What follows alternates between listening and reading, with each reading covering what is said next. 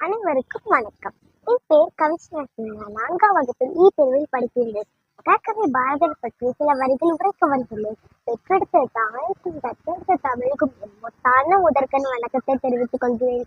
முண்டாசு கவியே, முறுக்கு மீசை முகமே, எழுத்துக்களை இணைத்து எழுச்சியை ஏற்படுத்தியது மகாகவி சுப்பிரமணிய பாரதியார் ஒரு தமிழ் கவிஞர், சுதந்திர போராட்ட வீரர், எழுத்தாளர் மற்றும் சமூக சீர்திருத்தவாதி ஆவார். மனதில் உறுதி வேண்டும், வாக்கிலே இனிமை வேண்டும், நினைவு நல்லதே வேண்டும், கனவு மெய்ப்பட வேண்டும், கைவசமாவது விரைவில் வேண்டும். பாரதியார் அவர்கள் திருநெல்வேலி மாவட்டத்தில் உள்ள எட்டயபுரத்தில் டிசம்பர் 11, 1882 பிறந்தார். இவர் தந்தை பெயர் சின்னசாமி ஐயர், தாயார் பெயர் லட்சுமி அம்மாள். பாரதியார் தமிழ் மற்றும் இந்தி, சமஸ்கிருதம், ஆங்கிலம், வங்காளம் போன்ற பிற மொழிகளுடன் புகழ் பெற்று விளங்கினார்.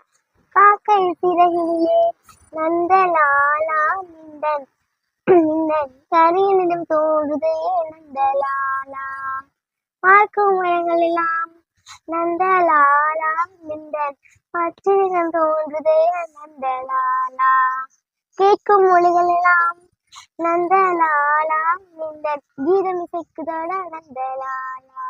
பாரதியார் கண்ணன் பாட்டு, குயில் பாட்டு, பாஞ்சாலி சபதம், புதிய ஆத்திச்சூடி போன்ற புகழ்பெற்ற காவியங்களை எழுதினார். பாருக்குள்ளே நல்ல நாடு எங்கள் பாரத நாடு,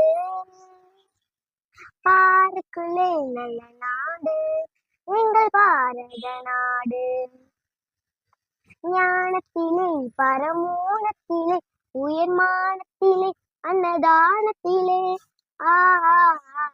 கானத்திலே அமுதாக நிறைந்த கவிதையிலே உயர்நாடு, கவிதையிலே உயர்நாடு, எங்க பாருக்குள்ளே நல்ல நாடு எங்கள் பாரத நாடு, எங்கள் பாரத நாடு. விடுதலை போராட்ட காலத்தில் தேசிய உணர்வுள்ள கவிதைகளை படைத்து மக்களை ஒருங்கிணைந்ததால் பாரதி தேசிய கவி என போற்றப்பட்டார். சுதந்திரம் அடைவதற்கு முன்பே சுதந்திர தாகத்தை பாட்டின் மூலம் வெளிப்படுத்தியவர் மகாகவி பாரதியார். அச்சமில்லை அச்சமில்லை அச்சமின்றி இல்லையே, இச்சகத்திரோரெல்லாம் எடுத்து நின்ற போதிலும் அச்சமில்லை அச்சமில்லை அச்சமின்றி இல்லையே, துச்சமாக எண்ணி நம்மை தூறு செய்த போதிலும் அச்சமில்லை அச்சமில்லை அச்சமின்றி இல்லையே, பிச்சை வாங்கி உண்ணும்போது பெற்று விட்ட போதிலும் அச்சமில்லை அச்சமில்லை அச்சமின்றி இல்லையே, உச்சி மீது வானிடிந்து விழுகின்ற போதிலும் அச்சமில்லை அச்சமில்லை அச்சமின்றி இல்லையே என்று பாடி மக்கள் மனதில் சுதந்திர உணர்வை ஏற்படுத்தினார். மகாகவி மறைந்தாலும் அவரின் புகழும் கவிதைகளும் என்றென்றும் நிலைத்து நிற்கும் என்பதில் எந்த